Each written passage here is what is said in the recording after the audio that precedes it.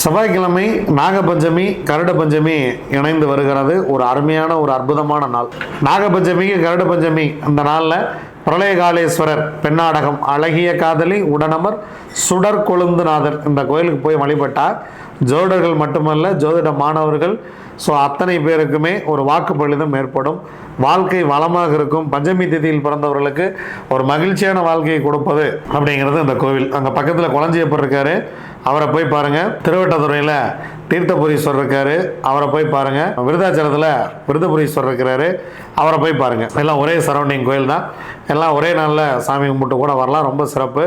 கட்டாயம் போய் சிவபெருமானுக்கும் அம்பாளுக்கும் அபிஷேகம் பார்த்து வழிபட்டு வந்தீங்கன்னா அடுத்த ஒரு வருடத்தில் உங்கள் வாழ்க்கை மாறும்.